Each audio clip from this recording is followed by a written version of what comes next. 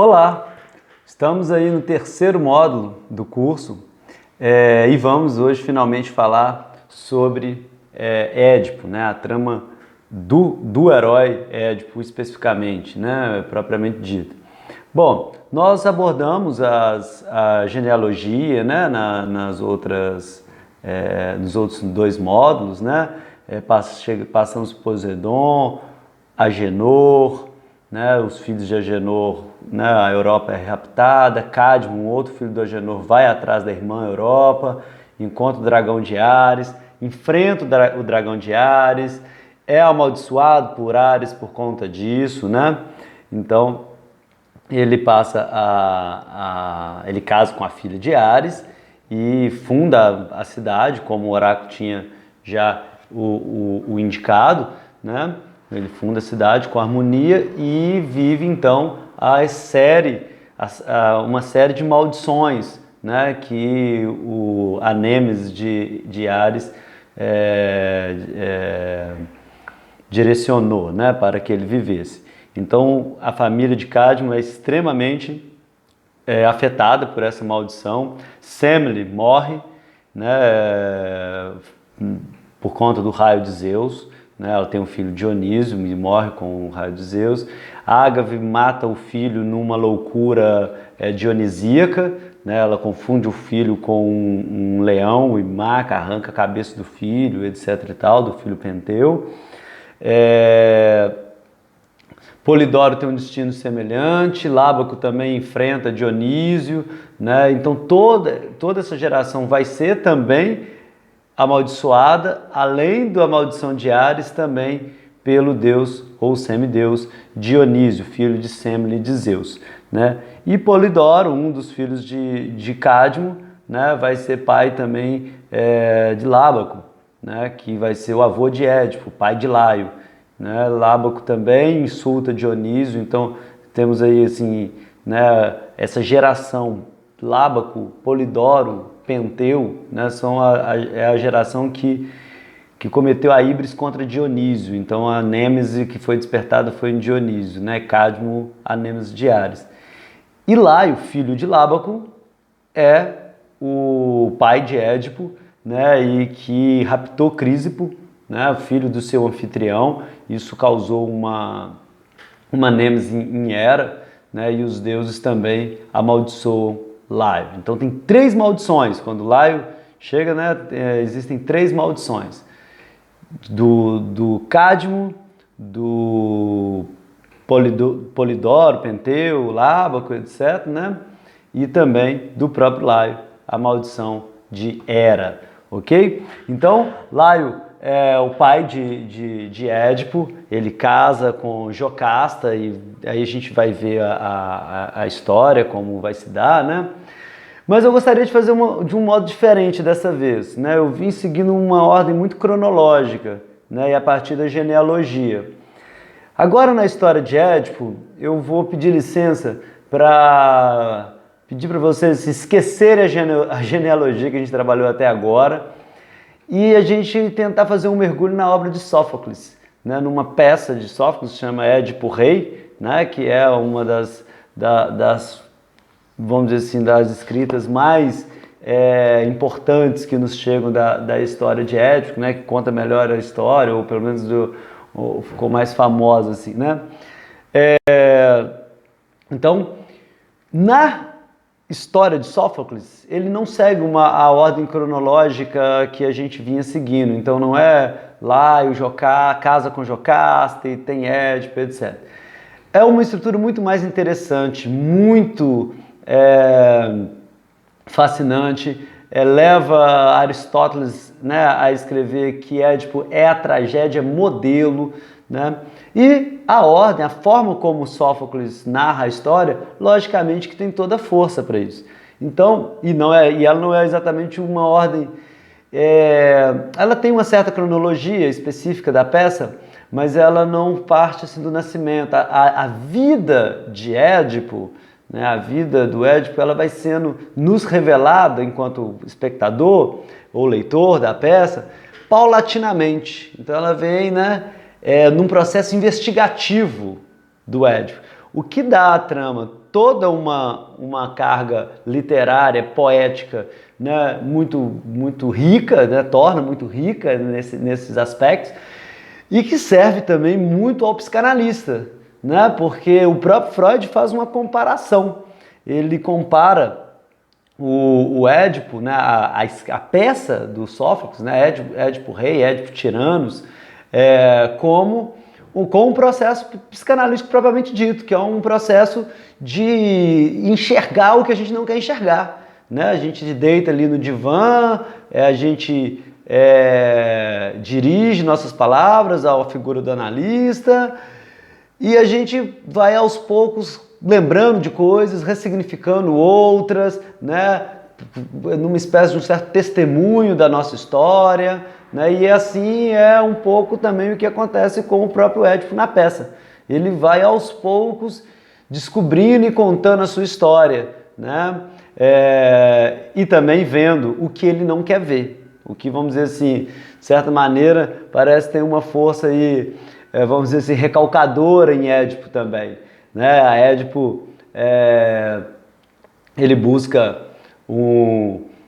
vamos dizer assim, ele quer ver, por um lado, né? Essa questão do olhar, né? O fim da peça tem a ver com isso também, mas essa questão do olhar está muito evidente assim, né? Durante a trajetória. Assim, o olhar e os pés, a gente vai ver que tem alguns pontos importantes desses dois aspectos. Assim, né? Ele quer ver, mas ao mesmo tempo não enxerga o óbvio. Tem hora que é óbvio ali, estava na cara, e o Édipo meio que recusa a saber, né? O Tiresias tem um momento que fala algo assim com ele, fala assim, eu sou cego, o Tiresias é um cego, a gente vai ver qual é a função dele na peça, e ele diz algo assim, né? Eu enxergo mais que você, tipo assim, né? Mais ou menos nesse caminho, assim. Então é isso. Então eu vou deixar um pouco de lado a cronologia que a gente estava seguindo e vou obedecer a cronologia da peça. E na cronologia da peça, Édipo já começa rei, ok? Já começa como rei de Tebas, já adulto, etc. e tal. Aos poucos a gente vai desvendando, desfolheando, né, essa história e aí a gente descobre como que Édipo tornou-se rei de Tebas, né, e como que a maldição da sua família o pegou em cheio, vamos dizer assim, né? Então é isso, né? É uma peça em que o herói faz essa pesquisa, né? A gente é uma peça, tem um ar até investigativo, lembra quase algo policial assim do Édipo, peraí, juntando as peças, né?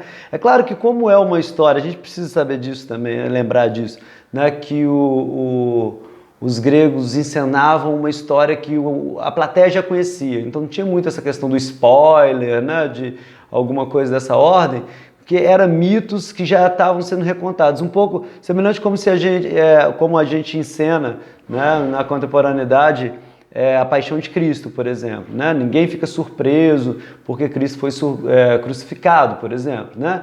Então a plateia ali já conhece a história, então que toda a carga, vamos dizer assim, que principal é o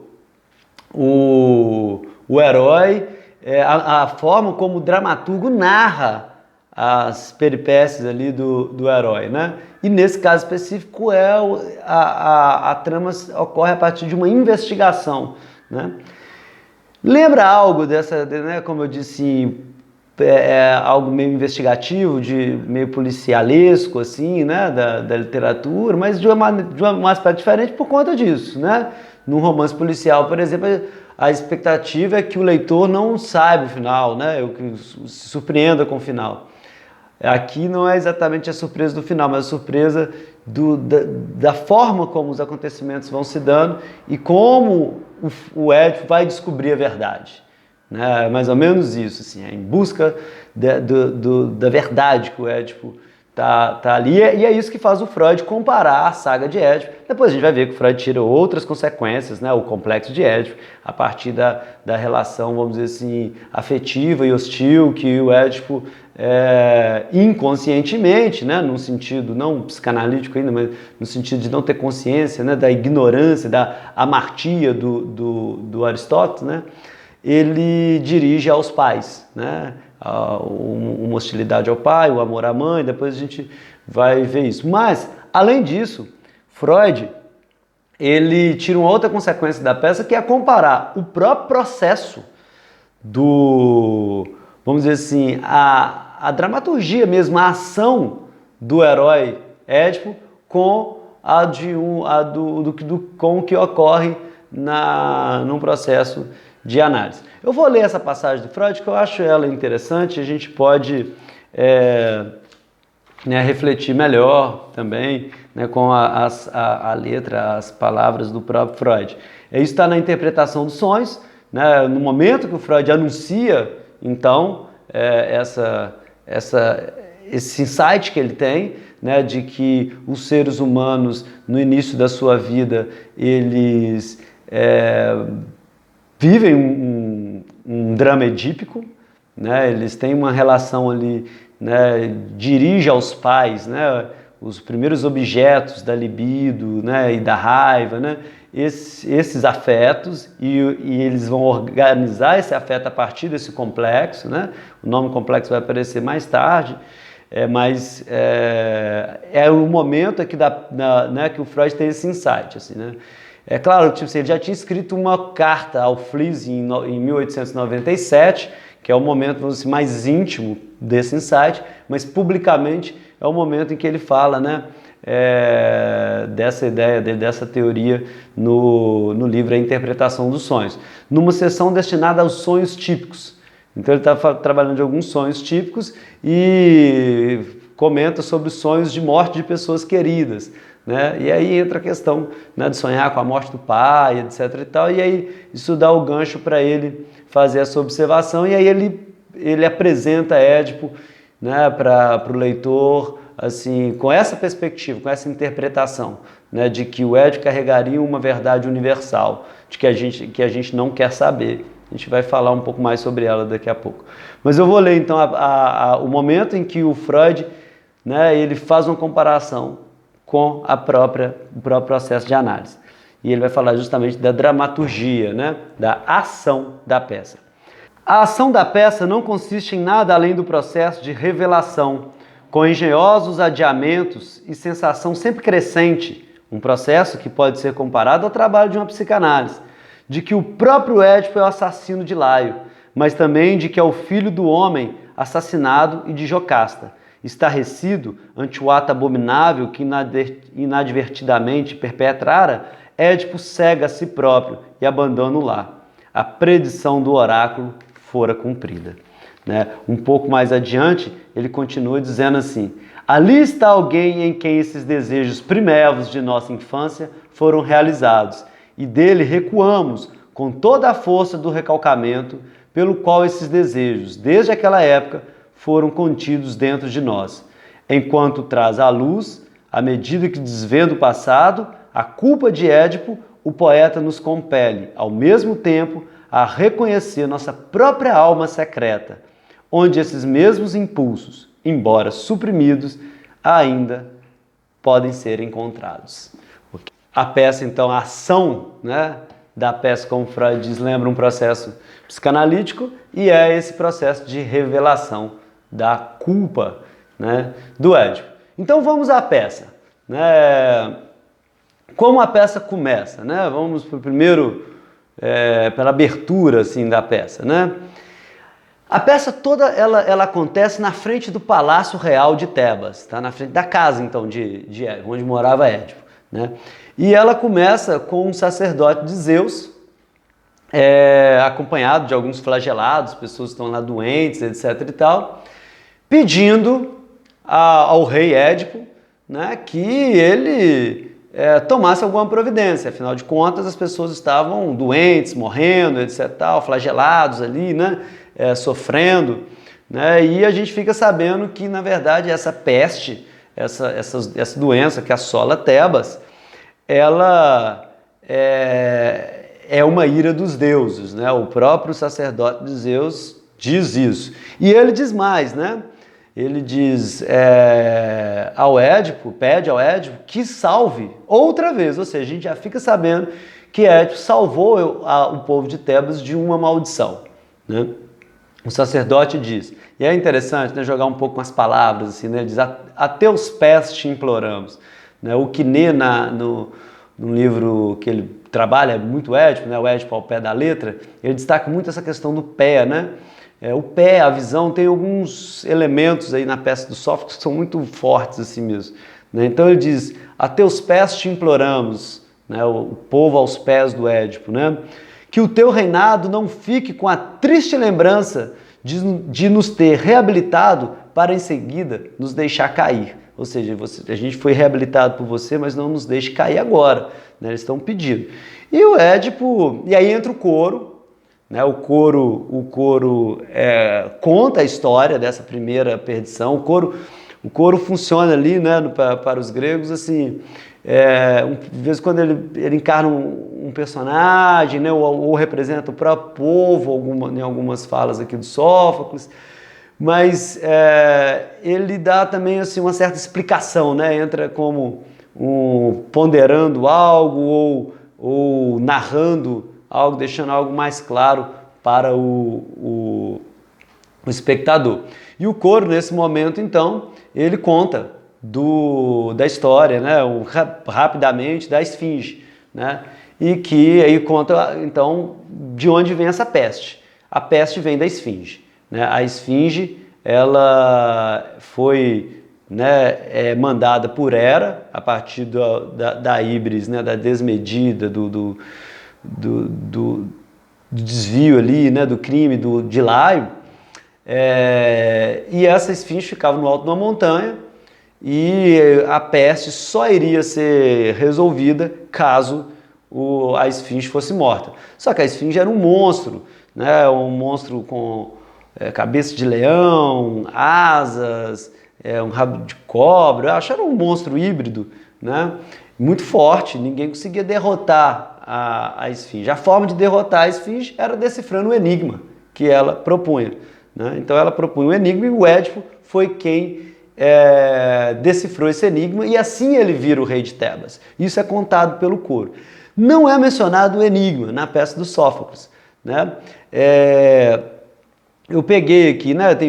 Não é difícil encontrar, a gente encontra vários relatos desse enigma em outros pontos da mitologia. Eu peguei o dicionário de mitologia grega e romana, do Mário de Gama Cury, e também selecionei alguns comentários do Donald Schuller no livro Édipo em Colono. Ali fala, né, qual era o enigma da esfinge. O enigma da esfinge perguntava, né, ao povo de Tebas, quem é dotado de voz, marcha primeiro com 4 pés, aí o Quiné explora muito isso, né, o tetrapon, 4 pés, depois com 2, dipon, e finalmente com 3, tripon, né, 3 pés. Então, qual é o animal que é dotado de voz, marcha primeiro com 4 patas, 2 patas e depois 3 patas? E o Édipo acerta esse enigma. Ele diz, é o homem, ou algumas pessoas traduzem assim, né, tem uma discussão, o Lacan brinca com isso, né, de que o Édipo poderia dizer eu mesmo, né, sou eu,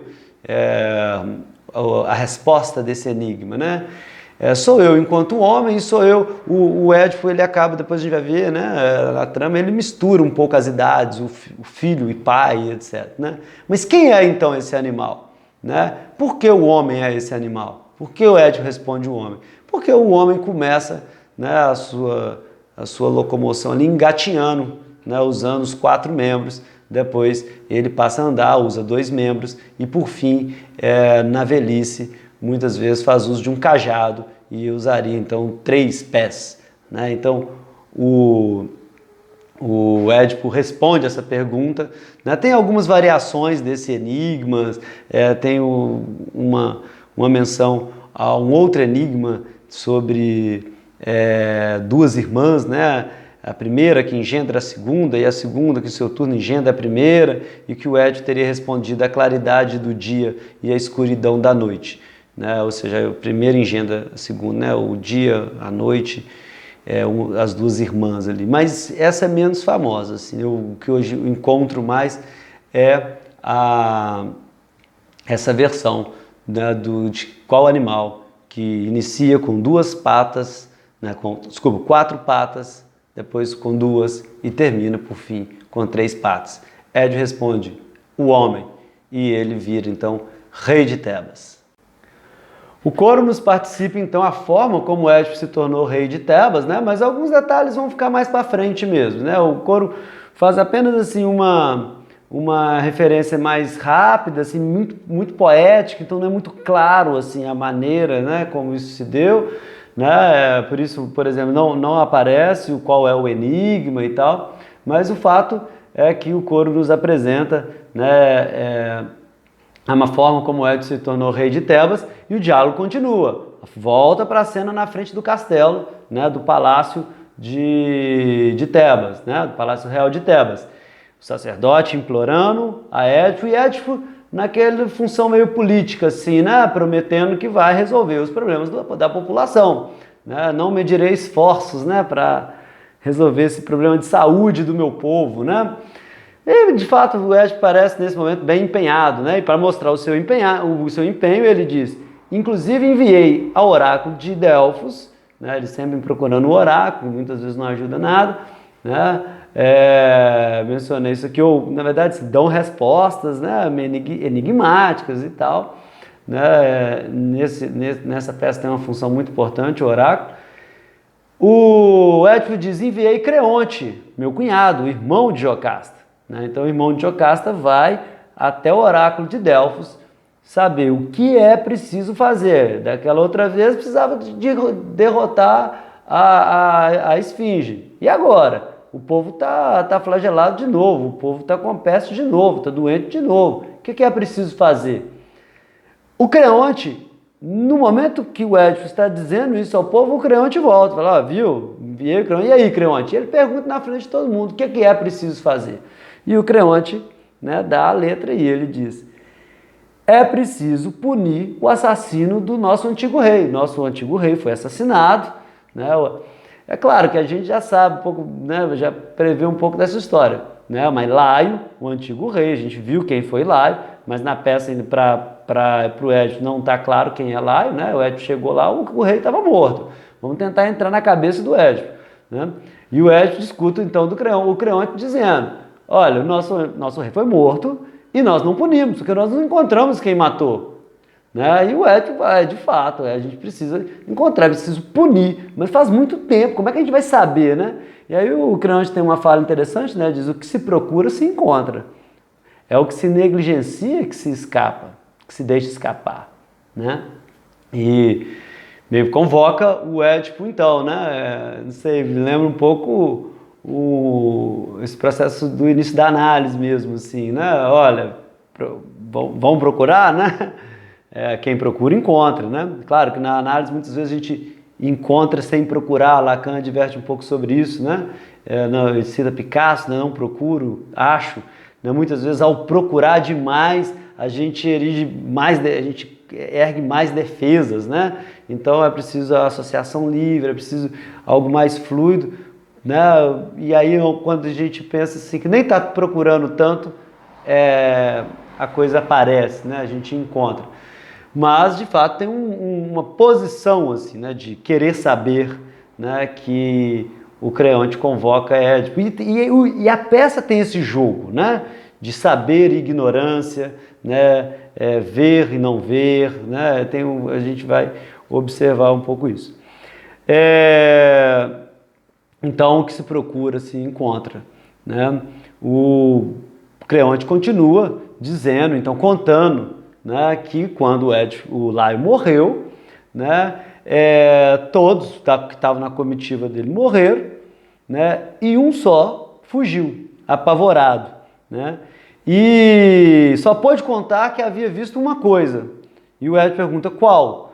Né, o Édipo diz, o único detalhe pode esclarecer muitos outros. Se ao menos nos desse uma pequena esperança, e Creonte diz, ele dizia que Laio havia se deparado com bandidos e caíra sobre o ataque de vários, não de um homem só. Esse diálogo é um diálogo curtinho, mas que traz essa oposição muito interessante o Quiné vai explorar muito isso no Édipo ao pé da letra, né? Do múltiplo e do uno, né? Do um, né? Todos morreram, exceto um, né? Ele só pode contar um detalhe. Qual? Né? Um detalhe pode esclarecer muitos, né? Um pode esclarecer muitos. Se nos desse uma esperança, né? Ele foi atacado por vários e não por um só. Então todo esse jogo de muitos, vários, vários, né? Esse jogo, o que nele chama atenção para uma coisa interessante, que na filosofia grega, né? E principalmente pré-socrática, mas isso chega, né, até o Sócrates, então essa discussão, esse problema do e do múltiplo, ele é um problema importante, né? Existe uma coisa só que faz parte de tudo, que está em tudo, né? Tudo é água, como dizia Tales, ou tudo é fogo, como dizia Heráclito, né? Então, ou existe um átomo que está presente em tudo, né? Ou múltiplo, né? Empédocles fala de 4 elementos, não é um elemento só, podem ser 4, né? Então tem muitos, né? E aqui na peça vai ser crucial em determinado momento, se afinal de contas havia um ou muitos, um homem só que atacou Laio ou vários. Aqui para Creonte diz, ele só contou isso, que vários homens atacaram ele, tá? Então é isso. E o Édipo, então, jura vingança, né? Olha, tá certo, os deuses estão certos, a gente não pode perder um rei e a pessoa, quem matou, ficar impune, né? É preciso ir atrás, né? Então ele diz assim, é uma frase engraçada essa, né? Porque a gente já supondo, já conhecendo a peça, etc., ficou provocativo, né? Édipo diz, sendo assim, eu é que lutarei por ele, por Laio, né? Como se ele tivesse sido meu pai. A gente viu lá no genograma, né? A gente viu o lugar que o Laio ocupa na árvore genealógica. Então o Édipo diz, vou lutar para ele como se ele fosse meu pai. Nisso empregarei todos os meios, tamanho é meu desejo de descobrir o autor desse crime. E o Édipo fala isso na frente do palácio, para todo mundo escutar, vamos atrás dessa pessoa, né? E para começar a investigação, ele convoca um detetive, né? Um profeta, né? Que é o Tiresias. Ele está lá, chama o Tiresias, diz, olha, Tiresias é um vidente, ele pode nos ajudar a encontrar. O Tiresias, ele tem uma história interessante, isso não é narrado no Édipo Rei, mas ele tem uma história interessante, que é assim, a maneira como ele ficou cego, né, e aí é interessante, de novo, essa coisa de ver e não ver, né, ele é um cego, mas que prevê, né, ele não vê, mas prevê, né, e como que se deu essa cegueira dele, né, ele encontrou um casal de cobras, serpentes, cruzando, uma macho e uma fêmea, e ele matou a fêmea, e aí ele se tornou mulher, ele vira mulher ao matar essa cobra fêmea.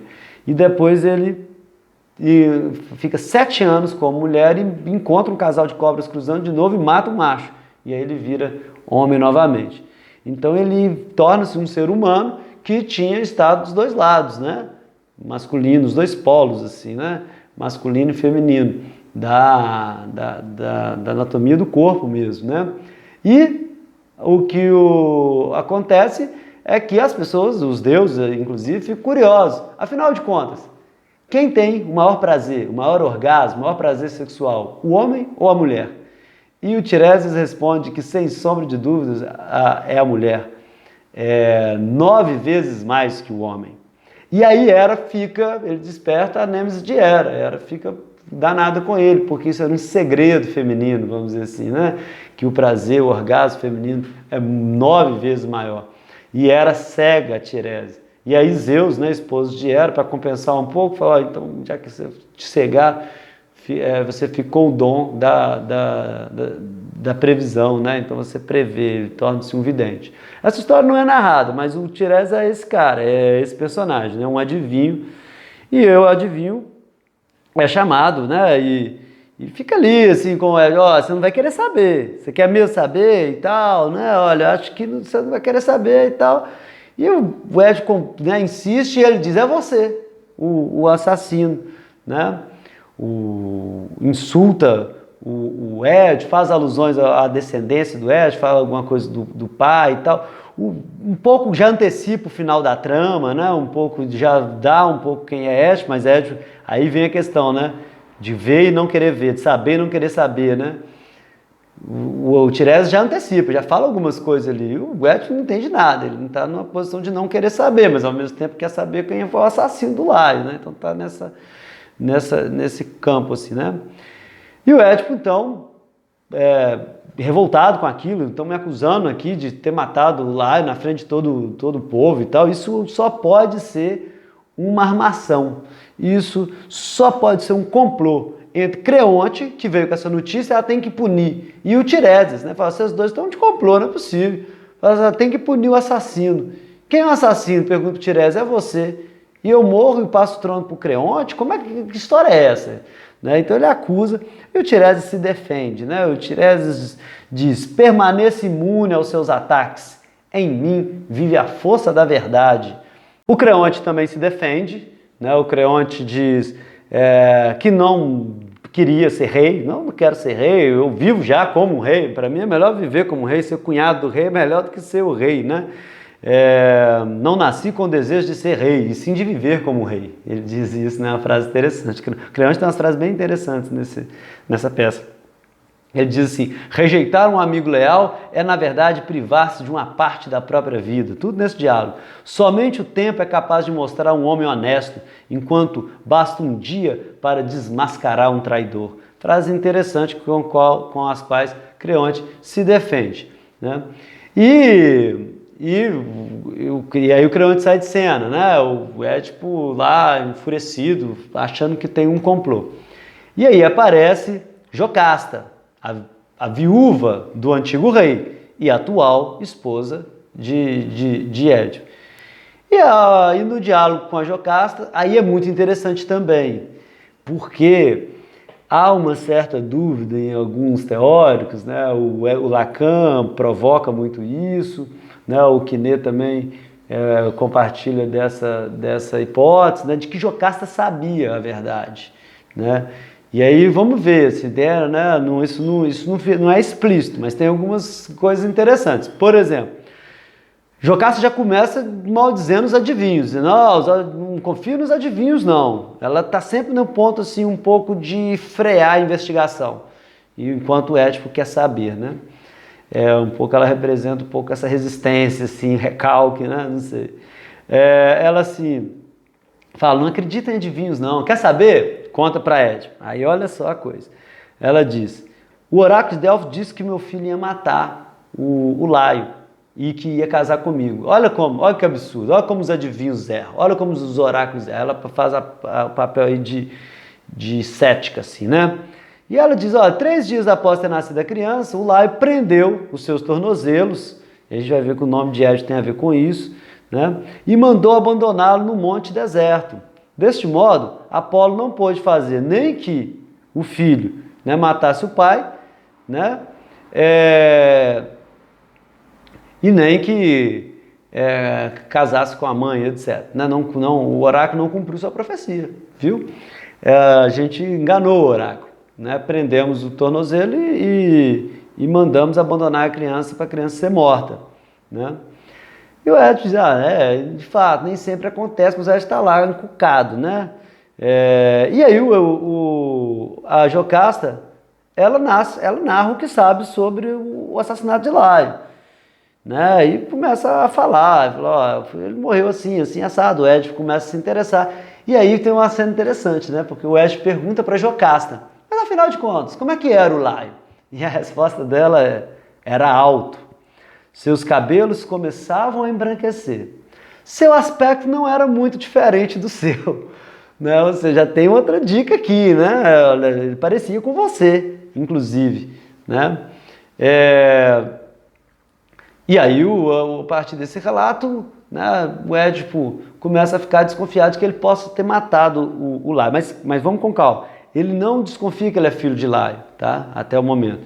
Mas quando ela diz assim, ele morreu numa encruzilhada, assim, assim, assado, foi atacado por bandidos, etc e tal, né? Ele fala assim, olha, peraí, eu matei um cara, né? Tipo, mais ou menos isso que o Édipo vai dizer, né? Fala assim, ó, eu já matei um cara numa encruzilhada, né? E ele manda chamar o servo que sobreviveu ao ataque da comitiva, né? Ele conta para Jocasta, estranho, eu matei um cara numa encruzilhada, né? E é um evento semelhante, mas lembrando sempre que na versão desse servo e na versão oficial de Tebas, Laio tinha morrido por um ataque de bandidos, no plural. Não era um, era múltiplo. Não era um, era vários, né? Mas o Édipo acha estranho, porque ele narra que quando ele estava vindo a caminho de Tebas, ele encontrou com uma comitiva, né? E aí é algo assim, né? Não fica muito claro também o motivo da briga, né? A impressão que me dá é quase uma briga de trânsito, assim, porque estava numa encruzilhada, um queria passar, o outro não cedeu, alguma coisa mais ou menos assim. O fato é que eles brigam e o Édipo mata todo mundo da comitiva, mata Laio e o resto das pessoas, né? E só um servo que foge. Né? Mas ele ainda não está pensando, talvez, será que eu matei o Laio? Né? Eu estava nessa comitiva e tal, mas... Né, o servo dizia que era um só, então tinha esse álibi, assim, né? Mas é o momento da peça em que o Édipo descreve sua história, né? Não só da encruzilhada, como anterior também. De por que ele foi, como ele foi parar em Tebas, né? Então ele conta que os seus pais em Corinto, ele é de Corinto, né? Filho de Pólibo e Mérope, né? Então ele, na cabeça dele, ele, filho dos dois, legítimo, tal, de sangue, etc, né? E num dia, num jantar em Corinto, um homem bêbado o chamou de filho suposto, dizendo assim que ele não era, apontando que ele não era filho de Pólibo e Mérope, né? Então ele fica magoado e vai procurar o oráculo para saber, né? Fazer um DNA ali assim, né? Afinal de contas, sou ou não sou filho de Pólibo e Mérope? E o oráculo não responde para ele, né? Como sempre, o oráculo tem as respostas bem dúbias e muitas vezes não responde aquilo que perguntou, responde outra coisa, né? Por exemplo, respondeu para ele o destino dele, olha, você vai matar seu pai e casar com sua mãe. E ele fica assustado. E assustado ele foge. De onde? De Corinto, pensando que o pai era Pólibo e Mérope, foi criado lá. Né? Então ele foge sem saber, né, quem são seus pais, se era Pólibo, Mérope, né, a questão do filho suposto e tal, ele não sabe sobre isso. E numa encruzilhada, então, aí ele conta a briga, né? Matou todos, menos um. De novo a questão do menos um aí, né? Ele diz, e aí ao convocar o servo, ele coloca a questão, que eu já tinha dito antes, que vai ser importante. Do um ou do muitos. E ele diz com todas as letras, né? Se ele repetir esse plural, não sou mais o assassino. Ao contrário, se ele falar de um homem, de um viajante isolado, então o crime recai claramente sobre meus ombros. Então, o Ed fica naquela. Se esse cara falar assim, ó, não, tinha um tanto de gente lá, ele fala, então não era eu, porque eu estava sozinho quando eu matei esse cara, né? Então esse cara que eu matei não era o Laio. Então, manda chamar o servo, né? E o servo chega. Mas antes do servo chegar, isso é importante, né? Um coríntio chega e diz, um mensageiro, né, lá de Corinto chega trazendo uma notícia. E a notícia é que o pai de Pólibo morreu. Que olha, o seu pai morreu, ou seja, você não vai matar seu pai mais. O Édipo até fica assim pensando, será que ele morreu de desgosto porque eu saí? Não, mas faz tanto tempo que eu saí e tal. Então não, essa parte da profecia não se cumpriu. E aí ele fica tranquilo, Jocasta também fica mais tranquilo e tal. Né? Mas ele ainda tem medo de casar com Mérope. Diz, não, mas eu não vou voltar para Corinto não. Porque o Coríntio também que chega, né? Ele pensa que a notícia vai ser muito boa para o Édipo, porque o Édipo vai se tornar rei. Então fala, volta lá para Tebas porque você vai se tornar rei. Que é um destino do Édipo, né? Interessante, se ele nasce rei ele é abandonado, depois a gente vai ver, ele é adotado para ser rei no outro lugar, ele foge desse lugar e acaba sendo rei em Tebas, e depois ele é convocado para ser rei lá em Corinto também. E o cara fala, vai lá, você vai ser rei e tal. Né? E o Ed fica mais tranquilo e tal, mas ele fala, não vou voltar, porque ainda uma parte da profecia ainda pode se cumprir. A primeira não se cumpriu, não matei meu pai, ótimo, consegui escapar disso, mas posso casar com Merope. Né? Sei lá como, né? O que passava na cabeça dele, né? E a Jocasta acalma ele, diz, não, é uma coisa interessante, é essa coisa da Jocasta, assim, né? Não sei, né? É muito claro que Jocasta fica sabendo da trama antes do Édipo. Ela saca as coisas antes do Édipo. Mas não é tão evidente que ela já sabia, não, sabe? E aí fica para vocês, depois lerem a peça lá e ver. Mas ela fala algumas coisas interessantes, talvez ela já desconfiava, alguma coisa assim. Ela diz assim, o que teria a temer um mortal, joguete do destino, que nada pode prever com certeza? Viver ao acaso, como se pode, é de longe ainda o melhor. Não temas o Himeneu com uma mulher. Desculpa. Não temas o Himeneu com uma mãe. Muitos mortais já partilharam em sonho o leite materno. Então, ela já um pouco diz assim, olha, a hipótese freudiana depois, né? Muitos mortais, ou para Freud todos os mortais, já partilharam em sonho, né? O leito materno, né? Já sonharam com o Himeneu, com a mãe, né? Essa é a hipótese do Freud, depois a gente vai falar disso, né? Dessa trama ser universal, das crianças, né? Entrarem fazer o seu circuito pulsional, a sua libido, né? Se organizar a partir dos pais, né? Que são os primeiros objetos para onde essa libido é endereçada, né? Então o Jocasta já diz, não temas o Himeneu com uma mãe, né? E aí acontece então a peripeteia, né? Talvez é interessante de novo a gente voltar a alguns termos, né?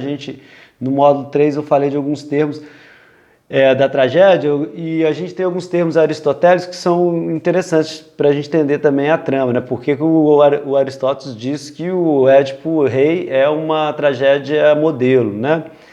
Uma das coisas é porque ela tem essa peripeteia, ou a peripécia, né? A peripécia é o giro da fortuna, é quando a sorte do herói muda totalmente, né? Tem alguma revelação, alguma coisa que ainda não estamos na revelação, mas alguma coisa na trama da história que, né, ela modifica, né? Para o Aristóteles isso favorece a catarse, que seria o objetivo de toda tragédia, né? A hipótese do Aristóteles é que o objetivo da tragédia seria causar uma purgação, uma eliminação, uma limpeza assim, dos afetos, dos patos, ali, das paixões, né? Através da compaixão, ou seja, do sofrimento, do patos, da compaixão, né? Do sofrimento junto com o herói, né? A gente lá sentado no conforto, né, da plateia, a gente sofre tudo que o herói sofreu, então a gente se identifica com ele e compadece e tem a compaixão de sofrer junto com o herói e daquele sofrimento causar um horror, um terror, né? Isso causa uma espécie de limpeza, de purificação, de purgação, que o Aristóteles chama de catarse. Para atingir a catarse, essa peripécia, ou seja, de um homem, ele diz, não pode ser um homem muito mau, né? Porque um homem mau, que acontece uma peripécia que coloca ele lá, né, na pior, a gente vai achar isso justo, né? E aí a gente não vai ter a catarse. Mas quando é um homem relativamente bom, né? Mas também não pode ser uma obra totalmente da natureza, tem que ser por algum erro dele, né? Por exemplo, o Édipo errou, matou um cara, matou o Laio, né? Então, por algum erro dele, a sorte dele vira, né? E aqui começa a peripécia. Então a ideia do Aristóteles é que a tragédia é feita de um enlace, né, onde coloca a trama, uma peripécia, que é onde a coisa começa a virar, a sorte do herói começa a virar, e uma catástrofe, que é o desenlace, né? E esses elementos são alguns elementos importantes. Nós vamos trabalhar também com outro elemento, mas aí daqui a pouquinho a gente fala dele, né, que é a anagnórise. Anagnórise é o reconhecimento, alguma sacada que o herói, onde revela tudo, é a revelação, né, o momento que vai se revelar. Ainda não é o momento do Édipo. A anagnórise vai acontecer justamente no fim, na catástrofe, né? Aqui a gente está no início da peripécia, tá? Então, o Coríntio diz então para o Édipo não se preocupar com essa parte da profecia, que essa vai ser a peripécia, né? Que, ou seja, ele acha que está trazendo uma notícia boa, mas ele vai engendrar ali uma série de outras coisas ruins. Ele diz, olha, deixa eu te falar, volta para lá, porque você vai ser rei de Corinto e você não precisa temer a profecia de casar com Mérope, porque Mérope não é sua mãe. E aí o Coríntio conta a história, que ele mesmo, ele estava, né, no vale do Citerum e encontrou Édipo abandonado e levou para Pólibo e Mérope, né? Então você não é filho deles, você não vai matar Mérope, fica tranquilo, cara, né? Aí ele tá sem saber, tá colocando mais lenha na fogueira, é a peripécia. O Coríntio diz, fui eu quem libertou teus 2 pés furados, deves teu nome a essa aventura, porque a gente viu lá do tornozelo, né? Lá prende o tornozelo e pede um servo para abandonar ele na floresta. Pous significa pés, pous, né? E oiden é endema, inchaço, né? A palavra endema vem daí, do oiden, né? Então, pés inchados, o nome do Édipo é isso. Eles apelidam ele de pé inchado, porque ele estava com o pé preso lá. Mas o Coríntio salvou ele, levou ele para Pólibo e Mérope, que não podia ter filhos, e aí adotaram o Édipo. Então, o Édipo é um filho adotivo. Então, não tinha por que ele temer casar com Mérope, né? E o Édipo pergunta, mas quem fez isso? Quem é que me abandonou? Quem é que furou meus pés, etc. Meu pai, minha mãe? Pelos deuses, diz, né? Que horror, uma coisa dessa. E aí continuando, né, entrando, mudando a peripécia, né, e caminhando já para a catástrofe total que vai ser esse desenlace, né? Então o servo de Laio, o único que sobreviveu, aparece, né? E eles encontram o servo que foi abandonar o Édipo e o Coríntio que levou Édipo. Eles encontram lá, né? E aí a coisa começa a se esclarecer, a história começa a se esclarecer, né? A gente já pode supor aqui que o servo de Laio, quando foi matar Édipo, teve dó e não matou, entregou para esse Coríntio e o Édipo foi viver lá. Jocasta já está apavorado nesse momento, Jocasta já faz o papel ali do Romero Jucá de Tebas, né? Vamos parar, estancar a sangria, né? Vamos estancar a sangria para as investigações, né? Não investiguemos mais. Para onde está, né? Ela diz, não des atenção a isso, de tudo que foi dito, não guarde sequer a lembrança, esquece. Ela pede, né, ao Édipo. O Édipo responde, impossível, já obtive demasiados indícios para renunciar agora e esclarecer minha origem, né? Ele está querendo agora saber sobre... Aí agora a questão não é só quem matou lá, eu quero saber da minha origem, né? Não pelos deuses, Jocasta diz, né? Se tens apego à vida, não penses mais nisso, é o bastante que eu sofro. Aqui fica claro que Jocasta já sabe. A gente pode não saber, mas Jocasta, aqui ela já sabe. Desde quando ela sabe é uma questão para a gente discutir, mas aqui ela já sabe. E o Édipo completa, nada tens a temer, mesmo se eu me revelasse filho e neto de escravos, tu não serias plebeia por isso. Ele está mais preocupado com a origem do que exatamente com o incesto, né?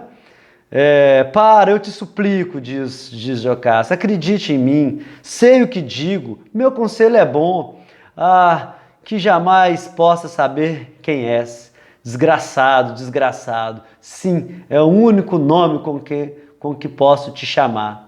E ele diz, mas eu me considero filho da fortuna, a fortuna é a Psique, é a que distribui as sortes e os azares, assim, o acaso, né? E não sinto vergonha alguma disso. Agora, o Édipo não ter sacado ainda, né, tudo que aconteceu é estranho, assim, não é? Porque primeiro tem essa história da encruzilhada, ele matou um cara, o Laio morreu na encruzilhada, a Jocasta diz, olha, ele parecia com você, Tá, mas aí tinha um, tinha vários, afinal de contas, o que que é? Aí ele chama a Jocasta, não, para com isso, não investiga mais isso não. Aí chega o cara de Corinto e diz, você não é filho, você foi abandonado. A Jocasta já havia contado para o próprio Édipo. Já tinha dito, ó, nós abandonamos, furamos o tornozelo do nosso filho para enganar os deuses, o destino, que falaram que o nosso filho ia ia matar o pai, casar com a mãe, olha só, isso não aconteceu porque a gente matou ele cedo, a gente, né, abandonou, entregamos para um servo, contou, ele sabia dessa história, e ele não está querendo ver, sabe? Então, não sei, para mim fica muito forte a coisa do recalque assim mesmo, né? Na psicanálise o recalque é o que a gente não quer saber, né? O não querer saber, né? É isso que o Freud vai chamar de recalque, né? Quando a gente não investe uma energia, uma certa energia psíquica em algumas questões que nos permitiriam saber da nossa história. Então elas ficam inconscientes, né? A ideia fica inconsciente, embora o afeto ele circule, passa pelos sintomas, nos sonhos, xiste, ato falho, né? Mas há um não querer saber do eu, a nossa parte consciente, o nosso ego não quer saber, né? E é isso que parece acontecer com o Ed, porque tá na cara dele, tá muito na cara. Jocasta já sacou, né? Mas ainda não aconteceu a gnose, né? A revelação. Embora esteja ali assim, né, de bandeja. E agora ele sabe tudo, sabe que ele foi abandonado, o cara encontrou ele, sabe que Jocasta e Laio também abandonaram um bebê lá, será, né, não juntou ainda o tic-tac aí, mas tá, né, na cara. E aí o servo então chega, finalmente, né? E o servo de Laio, né? E conta a história. Aí a gente tem a anagnórise, né? A revelação, né? Olha, eu não matei a criança, o servo conta, né? Eu não matei a criança, eu fiquei por piedade, eu não matei e deixei ela e o cara... Aí não fica muito claro se os dois se encontraram, mas parece que sim, né? Ele entregou Édipo para esse Coríntio, ou abandonou Édipo, o Coríntio achou e o Coríntio levou para Pólibo e Mérope, né? E os pais de Édipo, né, Laio e Jocasta. Então o Édipo descobre que sim, a profecia se cumpriu. Ele tentou fugir do destino quando ele soube que ele ia matar o pai e ia casar com a mãe, mas ao fugir de Corinto, ele justamente estava engendrando a sua própria desgraça. Ele mata o Laio na encruzilhada, chega em Tebas. Tebas estava sem rei, porque o rei foi consultar um oráculo e mataram ele. Então Creonte estava como rei, e Creonte, vendo que precisava vencer a esfinge, porque o Laio, ele vai lá no oráculo, ele cruza com Édipo na seguinte situação: ele está indo consultar o oráculo, né? Ou está voltando, acho que está voltando o oráculo, né? Por conta da esfinge, por conta da peste. E é nessas idas e vindas dele que ele descobre que é preciso vencer a esfinge para acabar com a peste, né? Então ele encontra lá, ele morre, mas o Creonte assume esse papel, fala, então agora eu vou enfrentar a esfinge. Eu não consigo decifrar o enigma, então ele coloca um prêmio. Quem decifrar, ele fala aqui que não quer ser rei, né? Quer viver como rei. Então ele abre a mão de ser rei e fala, quem decifrar o enigma da esfinge vira rei de Tebas. E casa com minha irmã Jocasta, que está viúva, porque o rei de Tebas foi assassinado.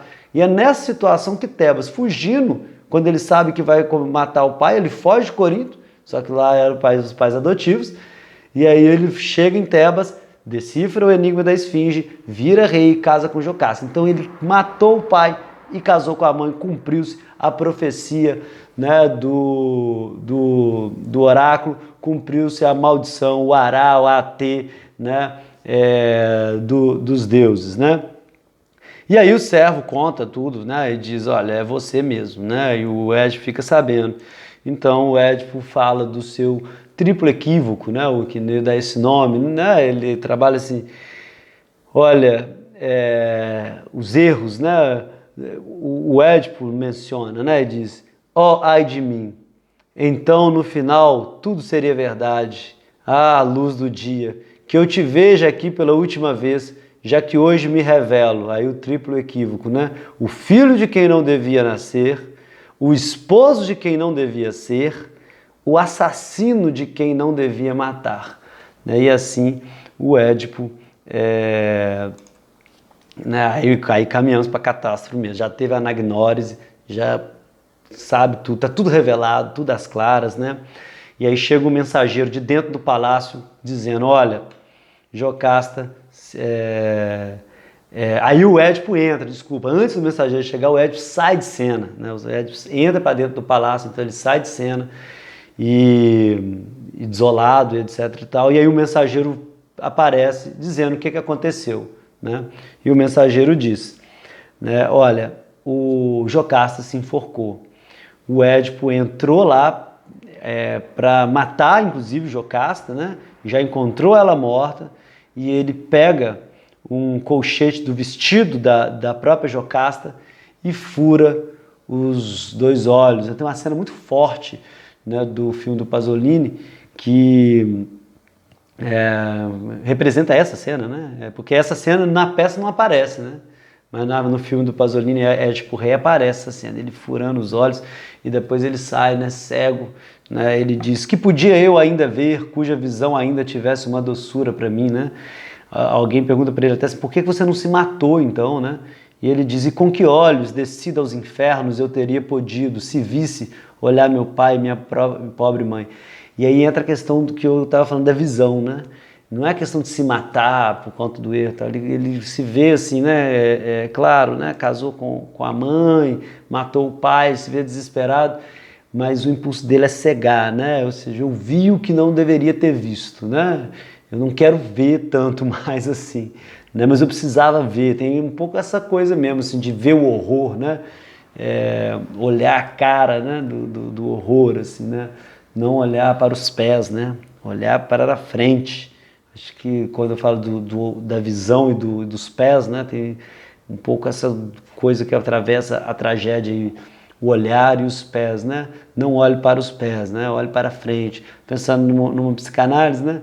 É por aí também, né? Embora a gente tenha a sensação de que a psicanálise nos faz olhar para trás, e de fato faz, mas no sentido de que o que está atrás, o que foi passado, está vivo na nossa mente. Então a gente olha para o presente, não olha exatamente para o passado, né?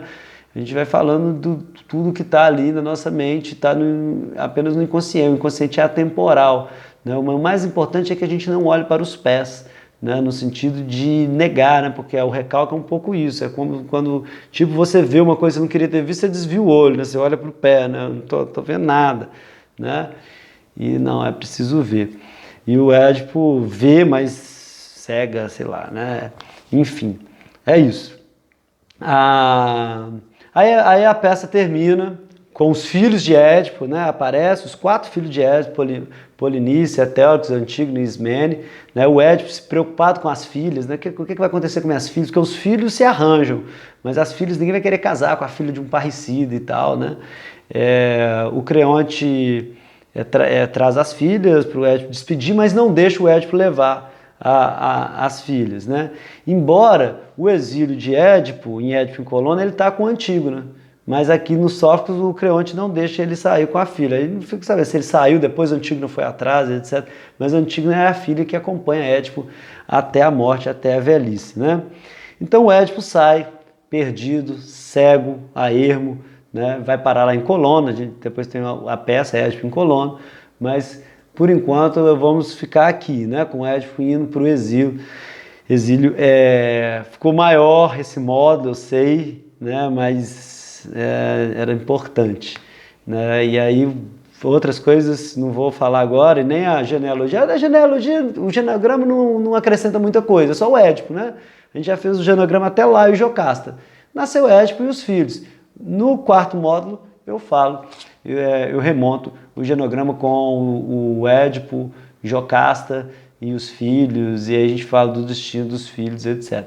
Vamos ficar aqui com o coro, né? O coro dizendo, no final da peça, olhai, habitantes de Tebas, minha pátria, vede Édipo, esse decifrador de enigmas famosos, que se tornou o primeiro dos humanos. Ninguém em sua cidade podia contemplar seu destino sem inveja, né? ou seja, era o rei, né? Hoje, em que terrível mar de miséria ele se precipitou. Então aquele que era forte, decifrador de enigmas, se precipitou num mar de miséria, né? É, portanto, esse último dia que um mortal deve sempre considerar. Guardamo-nos de chamar um homem feliz antes que ele tenha transposto o termo de sua vida sem ter conhecido a tristeza. E aí aqui é uma referência legal assim sobre o que é felicidade para os gregos, né? Tem um livro sobre a felicidade do Darren McMahon, ou algo assim, né? Embora tenha essa capinha, parece um livro de autoajuda, é muito interessante, é uma história filosófica da felicidade, né? Da ideia de felicidade, não é exatamente isso, o que é, não é uma dica para você ser feliz, não. E a ideia dos gregos de felicidade, eudaimonia, né? Eu é bom, daimon é um espírito, né? Tem um gênio bom, um espírito bom, é uma ideia de felicidade diferente da nossa, não é um estado subjetivo, eu estou feliz, você não está feliz. É algo que tem muito mais a ver com a sorte, com o destino dos deuses, com o que os deuses te reservaram. Então não é exatamente algo que você influi tanto assim, né? Diferente já aí Sócrates, Platão, Aristóteles, Epicúrio, Zenão, esses filósofos já são os filósofos que vão dar uma certa receita de felicidade, entre aspas. Não, receita seria um exagero, mas de pensar como que a gente conseguiria, né, a felicidade através da virtude, através disso, daquilo, etc., né, da verdade. Né? Mas para os gregos pré-socráticos, a felicidade tem a ver com isso, né? Ninguém pode dizer que um homem é feliz. A gente tem que esperar ver a vida dele, ou seja, a felicidade tem muito a ver com sorte, né? Ou seja, com algo que o mundo desenha assim, né? O que nos faz compreender também que a própria visão do mundo dos gregos pré-socráticos tem a ver com isso, né? Ou seja, não tem essa ideia de uma subjetividade que guia a nossa vida, etc., mas a gente dominado pela força do cósmico, né? Pelas forças cósmicas, né? E dos deuses do Olimpo, ok? Então vamos terminar com isso, né? Nunca diga que um homem é feliz antes do último dia, né? Antes que ele tenha transposto o termo de sua vida, sem ter conhecido a tristeza. Ou seja, mesmo os mais poderosos podem cair no mar de miséria. Né? Vamos fechar aqui, assim, com essa mensagem que Édipo, a peça do Édipo termina, Édipo Rei, a peça do Sófocles, desculpe, termina, né? E a gente continua no quarto módulo falando dos filhos de Édipo, ok? Muito obrigado, até a próxima.